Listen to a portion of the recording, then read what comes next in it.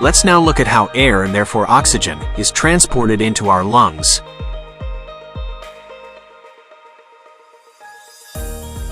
Our body has various muscles that inflate and deflate the lungs. The muscles of the neck are responsible for fixing and raising the sternum and upper ribs, and certain muscles between the ribs raise and lower all the other ribs.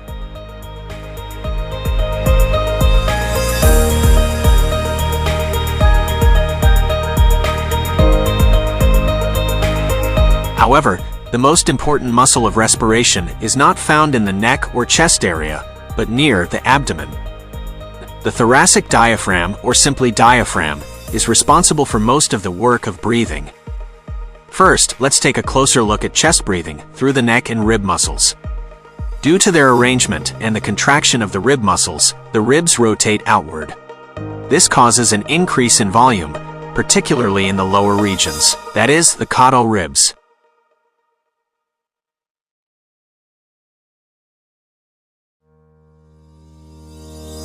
The rib movement can be imagined similar to the handle of a bucket. The handle is shown here in red. Therefore, it is called bucket handle motion.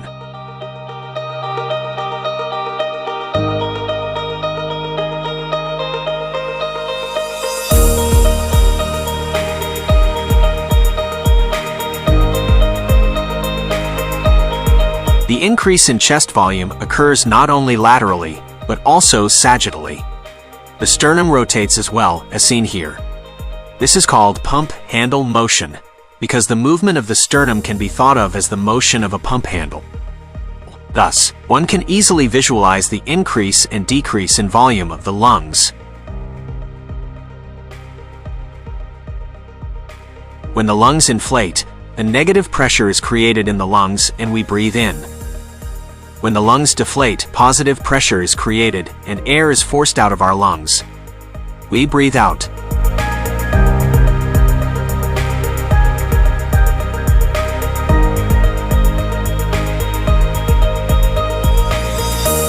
Inhalation, exhalation. Inhalation, exhalation. Here we can see the inhalation and exhalation process from below.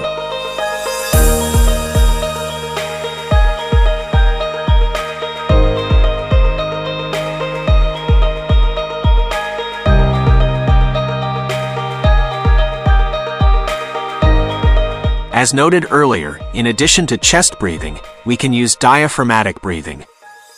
It can be performed separately or in cooperation with chest breathing. Diaphragmatic breathing is the natural way of breathing at rest. During diaphragmatic breathing, the diaphragm rises and lowers. When it rises, we exhale. When it lowers, we breathe in. In order for the lungs to inflate and deflate, the body has a pleura. The pleura serves as a lube outside of the lungs to allow for up and down motions against the chest wall. For this reason, the inner pleura covers the lungs.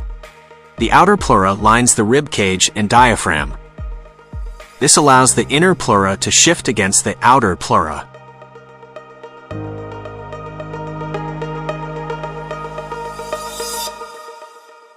Between these two layers is the pleural cavity, shown here in yellow. Pulmonary ventilation, commonly referred to as breathing, is the process of air flowing in and out of the lungs during inspiration and expiration.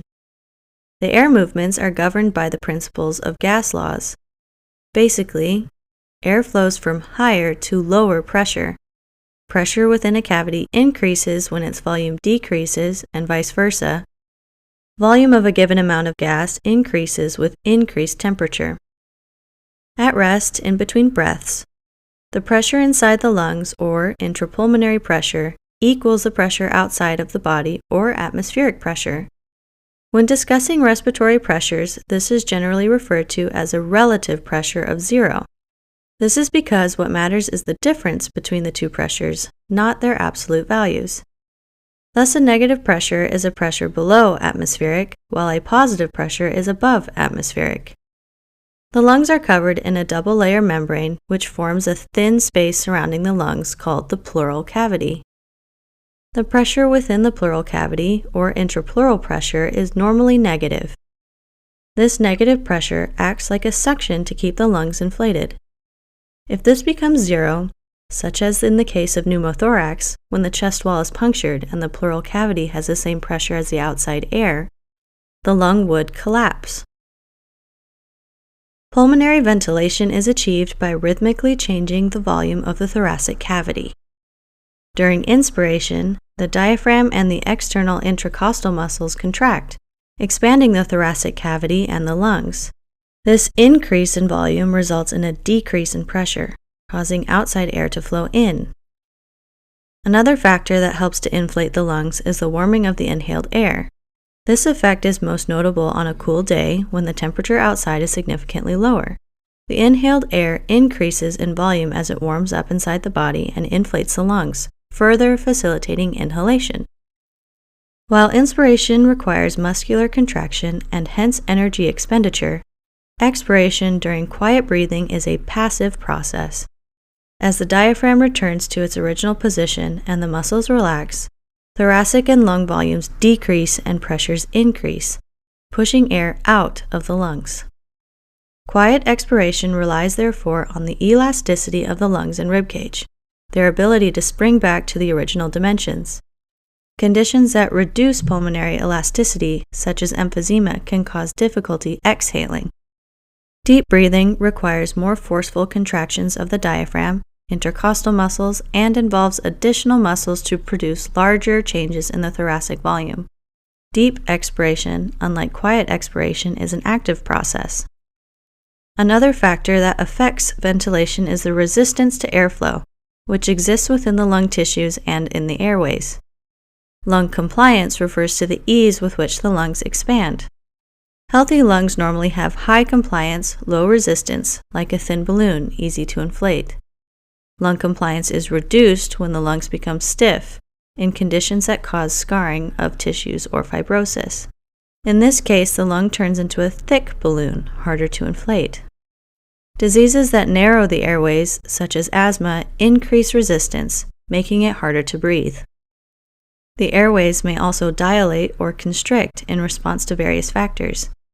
For example, parasympathetic stimulation and histamine typically narrow the bronchioles, increase resistance, and decrease airflow, while epinephrine, a hormone released during exercises, dilates bronchioles and thereby increases airflow.